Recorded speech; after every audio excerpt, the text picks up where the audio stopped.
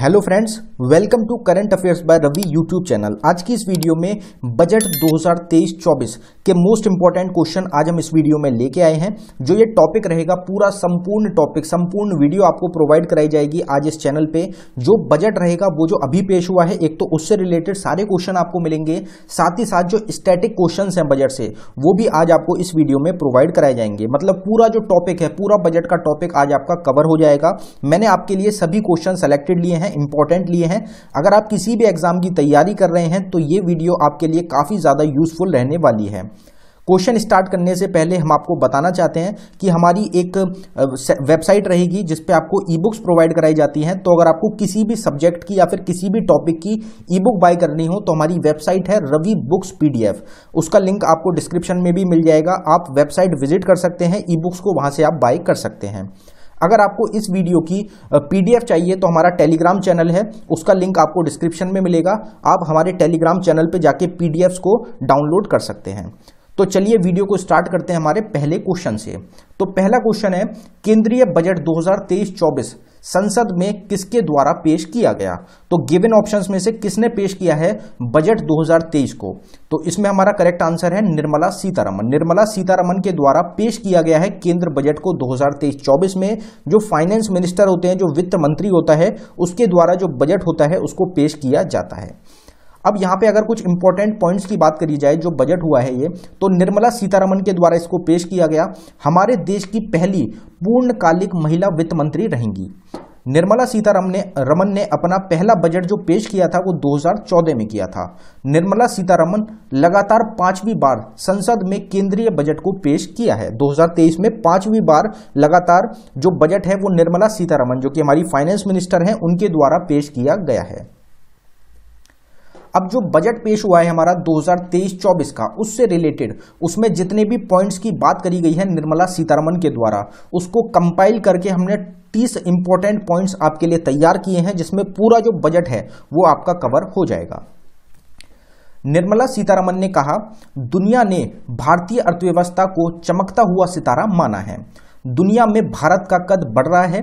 भारतीय अर्थव्यवस्था सही दिशा में चल रही है और सुनहरे भविष्य की ओर अग्रसर है। तो ये पहली जो पॉइंट कहा गया निर्मला सीतारमन के द्वारा वो रहेगा। दूसरे पॉइंट की बात करते हैं तो बजट भाषण में निर्मला सीतारमन ने कहा कि वर्तमान वर्ष के लिए हमारी अर्थव्यवस्था की वृद्धि दर 7% रहने का अनुमान है। यह विश्व की बड़ी अर्थव्यवस्थाओं में सबसे अधिक है। जितनी भी बड़ी बड़ी हमारी कंट्रीज रहती हैं, जैसे अमेरिका हो गई, चाइना हो गई, रशिया हो गई, जापान हो गई, अगर इन सब की हम अर्थव्यवस्था को देखें तो उससे ज्यादा 7% सबसे ज्यादा रहेगी, और वो है भारत की। भारत की जो अर्थव्यवस्था है उसमें सबसे ज्यादा वृद्धि देखने को रही है बाकी जितनी भी बड़ी कंट्रीज हैं उनके मुताबिक। अगर तीसरे पॉइंट की हम बात करें तो निर्मला सीतारमन ने कहा कि PM गरीब कल्याण अन्न योजना के तहत 2 लाख करोड़ रुपए केंद्र सरकार द्वारा वहन किए जा रहे हैं। तो जो सरकार रहेगी वो करीब 2 लाख करोड़ रुपए खर्च कर रही है PM गरीब कल्याण अन्न योजना पे। और जो दूसरी योजना रहेगी अंत्योदय योजना, उसके तहत जो गरीबों के लिए मुफ्त खाद्यान्न है उनकी आपूर्ति को 1 वर्ष के लिए और ज्यादा बढ़ा दिया गया है। तो ये जो हमारी अंत्योदय योजना है इसका एक्सटेंशन किया गया है, 1 साल के लिए इसको और बढ़ाया गया है। अगला पॉइंट बोला गया है निर्मला सीतारमन जी के द्वारा। तो निर्मला सीतारमन ने कहा, इन 9 सालों में भारतीय अर्थव्यवस्था दुनिया में 5वीं सबसे बड़ी अर्थव्यवस्था के रूप में बढ़ी है। तो आप सबको पता ही है कि जो भारत की अर्थव्यवस्था है वो 5वें नंबर पे आ चुकी है, और ये काफी ज्यादा एक बड़ी अचीवमेंट रहेगी इंडिया के लिए। फिर एक नई योजना जो कि लॉन्च की जा रही है महिलाओं के लिए, महिला सम्मान बचत पत्र योजना शुरू होगी। इसमें महिलाओं को 2 लाख की बचत पर 7.5% का ब्याज मिलेगा। तो अगर कोई भी महिला 2 लाख रुपए बचाती है तो उसको 7.5% का जो ब्याज है वो दिया जाएगा। अभी वैसे 6-6.5% के करीब जो नॉर्मल ब्याज है वो आपका चल रहा है, तो इसको 1.5 गुना मतलब 1.5% बढ़ा दिया गया है महिलाओं के लिए 2 लाख रुपए पे। वरिष्ठ नागरिक खाता स्कीम की सीमा 4.5 लाख से 9 लाख की जाएगी। तो अभी तक जो वरिष्ठ नागरिक खाता था उसकी स्कीम जो थी उसमें जो हमारी सीमा थी वो 4.5 लाख रुपए थी, अब उसको बढ़ा के 9 लाख रुपए कर दिया गया है। वित्त मंत्री निर्मला सीतारमन ने टैक्स को लेकर बड़ा ऐलान किया है। अब 7 लाख रुपए तक की सालाना कमाई तक कोई टैक्स नहीं देना होगा। अभी यह सीमा 5 लाख रुपए थी। तो सबसे बड़ा जो फोकस रहा है हमारा बजट का वो यही रहा है। सबसे ज्यादा जो लोगों की नजर थी वो इसी चीज पे थी कि टैक्स जो है उसमें क्या चेंजेस लाए गए हैं। तो अब क्या करा गया है, जो अभी तक हम फॉलो कर रहे थे कि 5 लाख रुपए तक हमको बिल्कुल भी टैक्स देने की जरूरत नहीं है, अब उसको बढ़ाकर 7 लाख रुपए कर दिया गया है। 7 लाख रुपए तक अब जो इनकम हो रही है किसी व्यक्ति की उसको टैक्स देने की जरूरत नहीं है। इसको अलग अलग भागों में बांटा गया है। तो एक बार देख लेते हैं। अगर आपकी इनकम सालाना 0 से 3 लाख रुपए के बीच में है तो आपको कोई भी टैक्स देना नहीं है। अगर आपकी इनकम 3 से 6 लाख के बीच में है तो आपको 5% देना है। अगर आपकी इनकम 6 से 9 लाख रुपए है तो आपको 10% देना है। अगर आपकी इनकम 9 से 12 लाख रुपए के बीच में है तो आपको 15% टैक्स देना है। अगर आपकी इनकम 12 से 15 लाख रुपए है तो आपको 20% टैक्स देना है। अगर आपकी इनकम 5 लाख से ज्यादा रहेगी तो आपको 30% का टैक्स देना होगा।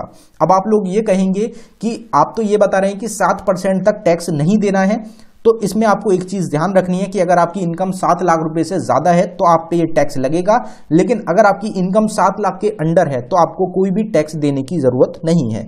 ये इस बार के जो हमारे बजट है उसमें पेश किया गया है। फिर अगला पॉइंट जो रहेगा हमारा वो रहेगा, वित्त मंत्री ने बताया कि बजट की 7 प्राथमिकताएं हैं।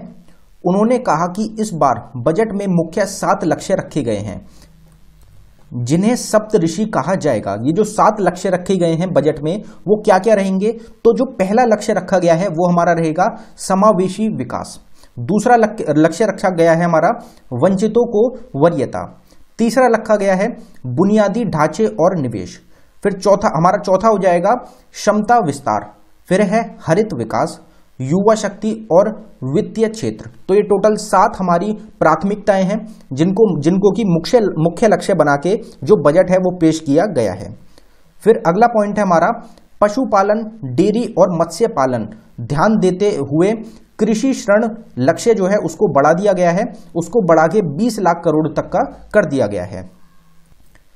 फिर अगला पॉइंट हमारा है बच्चों और युवाओं के लिए नेशनल डिजिटल लाइब्रेरी स्थापित की जाएगी।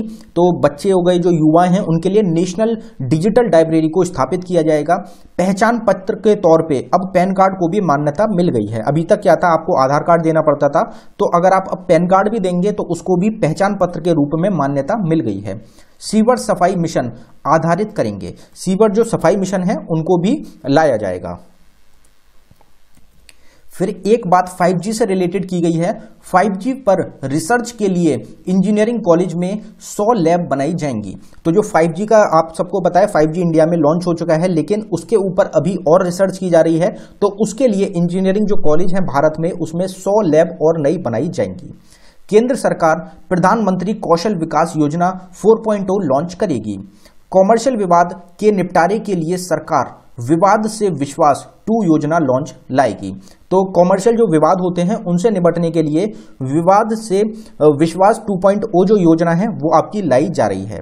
आगामी 3 वर्ष में केंद्र सरकार 3.5 लाख आदिवासी छात्रों के लिए 740 एकलव्य मॉडल आवासीय विद्यालय शुरू करेगी।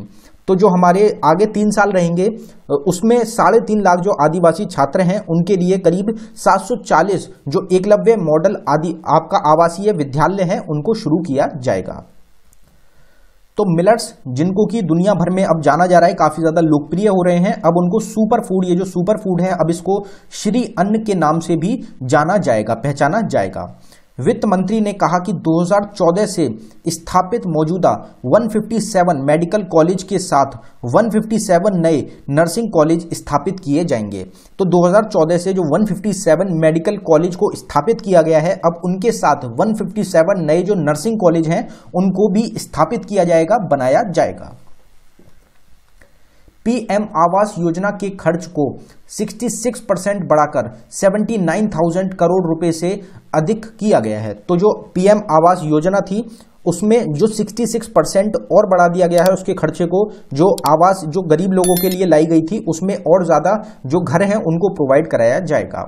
अगले 3 सालों में सरकार आदिवासी छात्रों को समर्थन देने वाले 740 एकलव्य मॉडल स्कूल के लिए 38,800 शिक्षकों और सहायक कर्मचारियों को नियुक्त करेगी। अभी हमने पीछे ही स्लाइड में कवर किया था कि जो हमारे आदिवासी छात्र हैं उनके लिए 740 एकलव्य मॉडल स्कूल जो है वो खोले जाएंगे, तो उसमें 38,800 जो टीचर्स हैं और जो कर्मचारी रहेंगे उनको नियुक्त किया जा रहा है। देश में 50 नए एयरपोर्ट बनाए जाएंगे, नए 50 एयरपोर्ट बनेंगे। अभी तक जो हमारे एयरपोर्ट अंडर कंस्ट्रक्शन है वो अलग रहेंगे और ये नए आपके लाए गए हैं, और काफ़ी सारी स्टेट्स हैं हमारी इंडिया की जिनमें नए नए एयरपोर्ट्स के अंदर काम चल रहा है। नगर निगम अपना बॉन्ड ला सकता है, तो नगर निगम का भी एक बॉन्ड जो है वो लाया जाएगा। अगले वित्तीय वर्ष में रेलवे के लिए 2.40 लाख करोड़ रुपए का प्रावधान किया गया है। तो जो हमारा रेलवे है, रेलवे बजट जो रहेगा वो लाया गया है आपका 2.40 लाख करोड़ का। आप सबको पता होगा बजट में जो सबसे बड़ा बजट होता है वो रेलवे का ही हमारा हर साल रखा जाता है।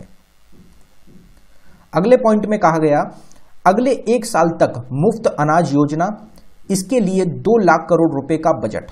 तो अगले 1 साल के लिए मुफ्त अनाज योजना जो लाई जा रही है उसके लिए बजट में 2 लाख रुपए करोड़ का रखा गया है।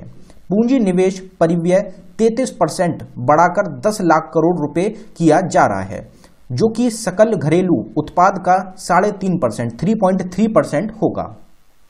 अगले 3 साल में 1 करोड़ किसानों को प्राकृतिक खेती अपनाने के लिए मदद की जाएगी। 10,000 बायो इनपुट रिसर्च इंस्टीट्यूट जो है, सेंटर जो है वो आपके खोले जाएंगे। युवाओं को अंतर्राष्ट्रीय अवसरों के लिए कुशल बनाने के लिए विभिन्न राज्यों में 30 स्किल इंडिया इंटरनेशनल सेंटर जो है वो आपके स्थापित किए जा रहे हैं। जो हमारे युवा हैं उनके लिए, जिससे कि बाहर उनको अपॉर्चुनिटी मिल सके, उसके लिए 30 स्किल इंडिया इंटरनेशनल सेंटर जो है वो खोले जा रहे हैं इंडिया के अंदर अलग अलग हमारी राज्यों में। पीएम प्रणाम योजना की शुरुआत की जाएगी। यह योजना वैकल्पिक अवसरों को बढ़ावा देने के लिए होगी। इसके अलावा जो गोवर्धन स्कीम है उसके तहत 500 नए संयंत्रों की स्थापना भी की जाएगी। केंद्र वित्त मंत्री ने बजट भाषण में घोषित किया कि भारत में आर्टिफिशियल इंटेलिजेंस के लिए 3 उत्कृष्ट संस्थानों की स्थापना की जाएगी। तो एआई जो है, जो कि काफी ज्यादा करंट टाइम में चल रहा है, तो आर्टिफिशियल इंटेलिजेंस के लिए 3 नए रहेंगे हमारे उत्कृष्ट संस्थान, उनको स्थापित किया जाएगा, ये बजट में बताया गया है। 50 पर्यटन स्थलों की पहचान की जाएगी। राज्य को राजधानी में यूनिटी मॉल खोलने के लिए प्रोत्साहन किया जाएगा और इसके तहत 1 डिजिटल 1 प्रोडक्ट, तो 1 डिस्ट्रिक्ट 1 प्रोजेक्ट जो है हमारा एक स्कीम रहेगी, जिसमें हर एक जो हमारी डिस्ट्रिक्ट है उसका एक प्रोडक्ट ऐसा होना चाहिए जो कि फेमस होना चाहिए। उसी तरीके से जो हैंडीक्राफ्ट आइटम है उनको बढ़ावा मिलेगा। तो इसमें जो हमारे आइटम रहेंगे, जो हमारे डिस्ट्रिक्ट का मेन आइटम है जो कि वहीं पे प्रोड्यूस किया जाता है, उसको बढ़ावा मिल सकेगा। जो बाहर के लोग हैं वो भी उसको बाय करेंगे, और जो पर्यटन जो है जब वो स्थल बन जाता है तो वहां पे लोगों का आना जाना लग जाता है, जिस वजह से जो वहां की अर्थव्यवस्था है उसमें भी तेजी आती है। फिर हमारा आखिरी पॉइंट रहेगा, 30वां जो पॉइंट निर्मला सीतारमण के द्वारा बताया गया है आज के बजट में, के बजट भाषण के दौरान कहा कि कस्टम ड्यूटी, सेस और सरचार्ज जो है उनमें भी बदलाव देखने को मिलेगा। जो खिलौने होते हैं उसमें 13% फीसदी जो है वो गिरावट देखने को मिली है। अब जो खिलौने हैं उनको सस्ता कर दिया गया है। साथ ही साथ जो साइकिल रहेगी उसमें भी कुछ आपका सुधार देखने को मिलेगा। लिथियम आयन जो बैटरी हैं उसमें कस्टमर ड्यूटी जो है उसमें भी राहत देखने को मिलेगी। तो ये टोटल 30 पॉइंट है जिसमें पूरा बजट जो है हमारा कवर हो जाता है। फाइनेंस मिनिस्टर जो हमारी निर्मला सीतारमण है उनके द्वारा जो भी आपके पॉइंट्स बोले गए हैं उन सभी को इसमें हमने कवर कर लिया है। अब जो स्टैटिक पोर्शन रहता है हमारा बजट का, उसकी बात करेंगे, क्योंकि स्टैटिक पोर्शन ऐसा पोर्शन है जिससे आपको कभी भी एग्जाम में क्वेश्चन पूछा जा सकता है। तो स्टैटिक पोर्शन की बात करते हैं बजट से रिलेटेड। तो बजट शब्द का अर्थ क्या होता है, बजट का जो अब अर्थ है वो क्या होता है, तो हमारा इसमें आंसर हो जाएगा चमड़े का थैला। चमड़े का थैला जो होता है ये अर्थ होता है हमारा बजट का। फिर अगला क्वेश्चन हमारा, भारतीय बजट व्यवस्था का जनक किसे कहा जाता है। तो भारत में जो बजट लाया गया था, जो बजट का फादर बोला जाता है, वो किसको बोला जाता है, तो हमारा आंसर हो जाएगा जेम्स विल्प्स। जेम्स विल्प्स जो हैं इनको बजट का फादर बोला जाता है, जनक बोला जाता है भारत में। भारत बजट जो व्यवस्था है उसका जनक इनको बोला जाता है, जेम्स विल्सन इनका नाम रहेगा। बजट शब्द की उत्पत्ति किस भाषा में हुई थी? तो बजट जो शब्द है उसकी जो उत्पत्ति हुई है वो हमारे फ्रेंच भाषा में हुई थी। तो यहां पे बताया जा रहा है कि बजट जो शब्द है उसकी जो उत्पत्ति हुई है उससे रिलेटेड इंपॉर्टेंट पॉइंट है आपका कि जो बजट शब्द है इसकी जो उत्पत्ति हुई है वो फ्रेंच भाषा के जो लातीन शब्द है उससे बुल्गा से हुई है, जिसका अर्थ होता है चमड़े का थैला। हमने आपको स्टार्टिंग में ही बताया कि बजट जो शब्द है उसका जो मतलब होता है वो क्या होता है, तो उसका मतलब होता है चमड़े का थैला। इसी तरीके से जो बुल्गा शब्द है उसको बदला गया, फिर अंग्रेजी में इसको शब्द को बोगेट में विस्थापित किया गया, फिर उसको बोगेट शब्द को बदल के जो बजट शब्द है उसको लाया गया था। भारत में पहला बजट 18 फरवरी 1860 को किसने पेश किया था? तो पहला जो बजट पेश किया गया था भारत में वो 1860 में किया गया था, और वो किसके द्वारा किया गया था? तो इसमें हमारा करेक्ट आंसर हो जाएगा ईस्ट इंडिया कंपनी। उस टाइम पे ईस्ट इंडिया कंपनी जो थी उनका ही शासन रहेगा। तो ईस्ट इंडिया कंपनी में भी जो जेम्स विल्सन थे उनके द्वारा इसको पेश किया गया था, और जेम्स विल्सन को ही फादर ऑफ बजट जो है, बजट की जो व्यवस्था है उसका जो जनक है वो बोला जाता है। हमने अभी ही कवर करा था। भारत में पहला बजट कब पेश किया गया था? भारत में जो पहला बजट लाया गया वो कब लाया गया? तो अभी हमने कवर करा 18 फरवरी 1860 को लाया गया था। संविधान के किस अनुच्छेद में बजट शब्द का प्रयोग हुआ है? संविधान का कौन सा आर्टिकल है जो कि हमारा बजट से रिलेटेड है? तो हमारा आंसर हो जाएगा किसी भी अनुच्छेद में नहीं। आर्टिकल जो शब्द है, आर्टिकल जो है हमारे, उसमें किसी भी बजट नाम के शब्द का प्रयोग नहीं किया गया है। बजट को किसी और नाम से जाना जाता है हमारे संविधान में, उसको हम आगे कवर करेंगे। संविधान में बजट शब्द की जगह क्या प्रयोग हुआ है? तो बजट जो है उसकी जगह किस चीज का, कौन से शब्द का प्रयोग किया गया है? तो हमारा आंसर हो जाएगा उपर्युक्त दोनों। तो इंग्लिश में एनुअल फाइनेंशियल स्टेटमेंट और हिंदी में वार्षिक वित्तीय विवरण। तो ये दो शब्द हैं जो कि यूज किए गए हैं, आपके प्रयोग किए गए हैं बजट की जगह हमारे इंडियन कॉन्स्टिट्यूशन में, हमारे भारतीय संविधान में। वार्षिक वित्तीय विवरण का जिक्र संविधान के किस अनुच्छेद में है? तो जो हमने बजट कवर किया कि बजट जो शब्द है वो कौन से आर्टिकल में आता है, तो वो नहीं आता। तो बजट को जिस नाम से जाना जाता है वार्षिक वित्तीय विवरण, वो हमारा कौन सा संविधान के आर्टिकल में आता है? तो हमारा आंसर है आर्टिकल 112। अनुच्छेद 112 में बताया गया है वार्षिक वित्तीय विवरण के बारे में। किस वर्ष सर विलियम एकवर्थ की अध्यक्षता में ईस्ट इंडिया रेलवे कमेटी की सिफारिश पर सामान्य सरकार वित्त से रेल वित्त को अलग कर दिया गया? तो जो आपके ये रहेंगे सर, इनका नाम आपको याद रखना है, विलियम एकवर्थ। विलियम एकवर्थ जो है, इन्होंने ईस्ट इंडिया जो रेलवे कमेटी थी उससे अलग करके एक अलग चीज बना दी गई थी, उसको अलग अलग कर दिया गया था दोनों चीजों को। तो दोनों चीज, जैसे सामान्य सरकारी वित्त को अलग कर दिया गया था और जो रेलवे वित्त था उसको अलग कर दिया गया था, दोनों चीजों को अलग अलग कर दिया गया था। तो वो कौन से साल में किया गया? तो हमारा आंसर हो जाएगा 1924। 1924 में जो सामान्य सरकारी वित्त था उसको अलग कर दिया गया था और जो रेलवे वित्त था उसको अलग कर दिया गया था। भारत का केंद्रीय बजट और रेलवे बजट किस वर्ष में विलय किया गया था? तो भारत का जो केंद्रीय बजट है और जो रेलवे बजट है उनको दोबारा मिला दिया गया, उनको दोबारा एक बना दिया गया। तो वो कब किया गया? तो हमारा आंसर हो जाएगा 2017 में जो केंद्र बजट है उसमें दोबारा शामिल कर दिया गया था रेलवे बजट को। पहले क्या हो रहा था, इससे पहले 1924 से लेकर 2017 तक क्या हुआ, जो दोनों बजट थे वो हमारे अलग अलग आते थे। केंद्र बजट अलग आता था, रेलवे बजट अलग आता था। लेकिन अब क्या किया गया है, जो रेलवे बजट है उसको केंद्र बजट में ही मर्ज कर दिया गया है। अब सिर्फ एक केंद्रीय बजट आता है जिसमें रेलवे बजट जो है हमारा वो शामिल होता है। कौन सा मंत्रालय बजट तैयार करता है? तो कौन सा मंत्रालय है, किसके द्वारा स्पीच दी गई है? तो फाइनेंस मिनिस्टर के द्वारा दी गई है, निर्मला सीतारमण के द्वारा।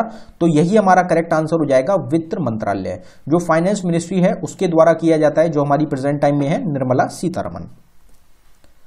अगर वित्त मंत्रालय की बात करी जाए तो इसमें जो आर्थिक मामलों के लिए विभाग है बजट प्रभाग, उसमें जो क्या होता है, यही उत्तरदायी होते हैं, हमारे बजट से रिलेटेड होते हैं, बजट के लिए यही हमारे उत्तरदायी होते हैं। स्वतंत्र भारत का पहला बजट किसने पेश किया था? तो इसमें हमारा करेक्ट आंसर हो जाएगा आर.के. षणमुखम चेट्टी। आर.के. षणमुखम चेट्टी रहेंगे, जिनके द्वारा भारत का जो पहला, हमारा जो स्वतंत्र भारत है उसका जो पहला बजट था वो इनके द्वारा ही पेश किया गया था। निम्नलिखित में से कौन सा बजट भारत का पहला पेपरलेस बजट प्रस्तुत है? तो इसमें हमारा करेक्ट आंसर बैठेगा 2021-22 बजट 2021-22 जो था हमारा, यह भारत का पहला पेपरलेस बजट प्रस्तुत किया गया था। अभी तक 3 बार जो है पेपरलेस बजट को हमारा प्रस्तुत किया गया है। कौन कौन सा रहेगा? तो पहला था हमारा 2021 का, फिर हमारा आता है 2022 का, और अब ये वाला रहेगा हमारा 2023 का। आपसे पूछा जा सकता है कि इस बार का जो बजट है वो कैसा बजट है, तो वो पेपरलेस बजट रहेगा। 2021 का, 22 का और 23 का तीनों हमारे पेपरलेस बजट रहेंगे। स्वतंत्र भारत का पहला बजट शनमुखम चेट्टी ने कब पेश किया था? तो कौन से दिन शनमुखम चेट्टी के द्वारा जो स्वतंत्र भारत है उसका पहला बजट पेश किया गया था? तो इसमें हमारा करेक्ट आंसर होगा 26 नवंबर 1947। 26 नवंबर 1947 को पहला जो हमारा स्वतंत्र भारत का बजट है वो शनमुखम चेट्टी ने पेश किया था। 1947 में इंडिया को इंडिपेंडेंस मिली थी, स्वतंत्रता मिली थी, उसके बाद का ये पहला बजट हमारा रहेगा। संसद में कितनी बार पेपरलेस बजट को पेश किया गया है? तो अभी हमने कवर करा, हमारा आंसर हो जाएगा 3 बार पेश किया गया है, 2021 में, 2022 में और 2023 में। फिर अगला क्वेश्चन है, हमारे देश की पहली पूर्णकालिक महिला वित्त मंत्री कौन बनी है? तो इस क्वेश्चन को भी हमने स्टार्टिंग में ही कवर करा था कि भारत की पहली जो पूर्णकालिक महिला वित्त मंत्री हैं वो हमारी रहेंगी प्रेजेंट टाइम की वित्त मंत्री निर्मला सीतारमन। निर्मला सीतारमन पहली पूर्णकालिक महिला वित्त मंत्री हैं भारत की। हमारे देश की पहली महिला वित्त मंत्री कौन है? तो भारत की जो पहली महिला वित्त मंत्री थी उनका क्या नाम है? तो उनका नाम हो जाएगा इंदिरा गांधी। इंदिरा गांधी भारत की पहली महिला वित्त मंत्री थी। बजट में क्या होता है? तो बजट में क्या होता है गिवन ऑप्शंस में से, तो हमारा करेक्ट आंसर बैठेगा उपर्युक्त सभी। तीनों ऑप्शंस जो हैं वही शामिल होते हैं हमारे बजट में। सरकार की आमदनी और प्रस्तावित योजनाओं पर होने वाली खर्च का विवरण, सरकार की कमाई और खर्च का ब्यौरा, और मंत्रालयों को उनके खर्च के लिए धनराशि का आवंटन। तो ये तीनों चीज जो होती हैं ये हमारी बजट में बताई जाती हैं। बजट जो पेश होता है उसमें ये तीनों चीजें जो होती हैं इन पे चर्चा की जाती है। लगातार 5वीं बार बजट पेश करने वाला पहली महिला वित्त मंत्री कौन बनी है? तो लगातार 5वीं बार पेश किया गया है, इनके द्वारा कौन सी महिला रहेंगी जो कि भारत की पहली महिला बन जाती हैं? तो हमारा आंसर हो जाएगा निर्मला सीतारमन। निर्मला सीतारमन ने 5वीं बार पेश किया है बजट को, 2014 से ये पेश करती आ रही हैं। तो ये भारत की पहली महिला वित्त मंत्री हैं जिन्होंने 5 बार बजट को पेश किया है। भारत में निम्न में से कौन सा बजट का प्रकार नहीं है? तो गिवन ऑप्शंस में से कौन सा एक बजट का प्रकार नहीं है? तो हमारा आंसर हो जाएगा आरक्षित। आरक्षित जो है ये बजट का प्रकार नहीं होता। 3 टाइप के बजट होते हैं, 3 भागों में हमारे बजट को बांटा जाता है। तो कौन कौन से 3 भाग रहेंगे आप ऑप्शन में ही देख सकते हैं, बाकी इनको हमने यहाँ पे कवर भी किया है। तो बजट के 3 प्रकार होते हैं, एक तो होता है संतुलित बजट, एक होता है अधिशेष बजट और एक होता है घाटे का बजट। तो संतुलित बजट क्या होता है? इसमें क्या होता है जो अनुमानित सरकार का जो व्यय होता है अगर वो किसी विशेष वित्त वर्ष के अपेक्षा में जो सरकार है उसकी प्रत्यापिक के बराबर होता है तो उसको हम क्या बोलते हैं? संतुलित बजट बोला जाता है। अधिशेष बजट क्या होता है? यदि जो अपेक्षित सरकार राजस्व एक विशेष वित्तीय वर्ष में अनुमानित जो सरकारी व्यय है उससे ज्यादा होता है तो उसको हम अधिशेष बजट बोलते हैं। और घाटे का बजट क्या होता है? यदि अनुमानित सरकार व्यय एक विशेष वित्तीय वर्ष में अपेक्षित सरकारी राजस्व से अधिक होता है तो इसको हम घाटे का बजट बोलते हैं। भारत में शून्य बेस बजट का प्रयोग पहली बार किस वर्ष से हुआ है? तो इसमें हमारा करेक्ट आंसर होगा 1987। भारत में जो शून्य बेस बजट है उसका प्रयोग पहली बार किया गया था 1987 में। किसने भारत में सबसे लंबा बजट भाषण दिया? तो सबसे लंबा जो बजट का भाषण दिया गया है वो किसने दिया है? तो हमारा इसमें आंसर हो जाएगा निर्मला सीतारमन। निर्मला सीतारमन ने ही सबसे बड़ा अभी तक भाषण दिया है बजट का। भारत के कितने प्रधानमंत्री ने प्रधानमंत्री रहते हुए बजट पेश किया है? तो भारत में कितनी बार हुआ है कि वो प्रधानमंत्री भी हैं और प्रधानमंत्री ही आपका बजट जो है उसको भी पेश कर रहे हैं? तो इसमें हमारा आंसर हो जाएगा 3 बार ऐसा हुआ है कि प्रधानमंत्री ने ही जो बजट है उसको पेश किया हो। भारत के किन 3 प्रधानमंत्री ने प्रधानमंत्री रहते हुए बजट को पेश किया है। तो इसमें हमारा करेक्ट आंसर होगा उपर्युक्त सभी। तो स्टार्टिंग में क्या होता था कि जो प्रधानमंत्री थे वो आपके बजट को पेश करते थे। तो उसमें क्या रहेंगे, जो हमारे पहले प्रधानमंत्री थे जवाहरलाल नेहरू, राजीव गांधी और इंदिरा गांधी, ये 3 हमारे ऐसे प्रधानमंत्री हैं जिन्होंने प्रधानमंत्री रहते हुए बजट को पेश किया था। गणतंत्र भारत का पहला बजट किसने पेश किया? तो गणतंत्र भारत का जो पहला बजट, पहले हमने स्वतंत्र भारत की बात करी थी, अब यहां पे हम रिपब्लिक भारत की बात कर रहे हैं 1950 के बाद की। तो गणतंत्र भारत का जो पहला बजट पेश किया वो किसने किया? तो इसमें हमारा करेक्ट आंसर हो जाएगा जॉन मैथाई। जॉन मैथाई के द्वारा गणतंत्र भारत का पहला जो बजट था वो आपका पेश किया गया था। गणतंत्र भारत का पहला बजट कब पेश किया गया? तो 1950 में भारत गणतंत्र हुआ था, आपको पता होगा। तो उसके बाद की बात रहेगी, तो हमारा आंसर हो जाएगा 28 फरवरी 1950। 28 फरवरी 1950 में गणतंत्र भारत का जो पहला बजट था वो आपका पेश किया गया था। सबसे अधिक बार बजट पेश करने का रिकॉर्ड किस नेता के नाम है? तो सबसे ज्यादा जो बजट पेश किया है वो किसने किया है? तो हमारा आंसर है मोरारजी देसाई। मोरारजी देसाई के द्वारा सबसे ज्यादा बार बजट को पेश किया गया है। इन्होंने 10 बार बजट को पेश किया है। 2017 से पहले बजट किस तिथि को पेश किया जाता था? 2017 से पहले कब पेश करते थे हम बजट को? तो हमारा आंसर हो जाएगा फरवरी के अंत में। फरवरी के अंत में पेश किया जाता था बजट को 2017 से पहले। और 2017 में ही क्या किया गया, हमारा जो दोनों जो आपका यूनियन बजट होता है उसमें ही जो हमारा रेलवे बजट है उसको भी शामिल कर दिया गया। तो इसमें कुछ चेंजेस ये भी लाए गए थे कि इसकी जो डेट थी उसको भी बदल दिया गया था। 2017 के बाद बजट किस तिथि को पेश किया जाने लगा? तो अब 2017 के बाद से मतलब अगर हम अभी की भी बात करें 2023 की, तो कौन सी डेट को जो हमारा बजट है उसको पेश किया गया? तो हमारा आंसर हो जाएगा 1 फरवरी। हर साल 1 फरवरी को हम क्या करते हैं, फरवरी को हमारा 2017 के बाद से जो हमारा बजट है वो पेश होने लगा है। अंतरिम बजट को क्या कहा जाता है? तो अंतरिम बजट को हम क्या कहते हैं? तो हमारा आंसर हो जाएगा उपर्युक्त दोनों। तो मिनी बजट और वोट ऑन अकाउंट, इन दोनों के नाम से जो हमारा इंटरिम बजट होता है या फिर जो अंतरिम बजट होता है उसको बोला जाता है। किस वर्ष में gender link budget statement Bharat के केंद्रीय बजट में दिया गया? तो इसमें आपका क्या आंसर होगा? हमारा आंसर हो जाएगा 2005-2006। 2005 और 2006 का जो हमारा बजट था उसमें देखा गया था कि जेंडर लिंक बजट स्टेटमेंट जो है ये भारत में पहली बार इसको देखने को मिला था। अगला क्वेश्चन देखते हैं, केंद्रीय बजट संसद में किसके द्वारा पेश किया जाता है? तो इसमें हमारा करेक्ट आंसर हो जाएगा वित्त मंत्री। ये हम ऑलरेडी कवर कर चुके हैं। जो फाइनेंस मिनिस्टर हैं निर्मला सीतारमण, उन्होंने केंद्र में सेंटर में जो बजट है उसको पेश किया जाता है संसद में, उनके द्वारा ही हमारा जो है वो पेश किया जाता है। टोटल 33 क्वेश्चंस हमने कवर करे हैं। इसके बाद टेस्ट के 2 क्वेश्चन रहेंगे जिनका आंसर आपको कमेंट बॉक्स में टाइप करना है कि दोनों क्वेश्चंस का आंसर क्या है। तो टेस्ट के क्वेश्चंस की बात कर लेते हैं। तो केंद्रीय बजट 2023-24 संसद में किसके द्वारा पेश किया गया? तो गिवन ऑप्शंस में से कौन सा व्यक्ति रहेगा जिसने जो हमारा बजट है 2023-24 का उसको पेश किया है? आपको करेक्ट आंसर जो है वो कमेंट बॉक्स में टाइप करना है। जो हमारा दूसरा क्वेश्चन है टेस्ट का वो रहेगा, वार्षिक वित्तीय विवरण का जिक्र संविधान के किस अनुच्छेद में है? तो अभी हमने पीछे ही कवर करा था कि जो हमारा बजट है उसको वार्षिक वित्तीय विवरण के नाम से जो हमारा संविधान है उसमें जाना जाता है। तो वो कौन सा हमारा अनुच्छेद है जिसमें ये आपका वार्षिक वित्तीय विवरण आता है, उसका जिक्र रहेगा। तो ये भी आपको कमेंट बॉक्स में टाइप करके बताना है। अगर आपको वीडियो पसंद आई हो तो वीडियो को लाइक करें, हमारे चैनल को जरूर सब्सक्राइब कर लें। ई बुक्स के लिए आप डिस्क्रिप्शन को विजिट कर सकते हैं। धन्यवाद।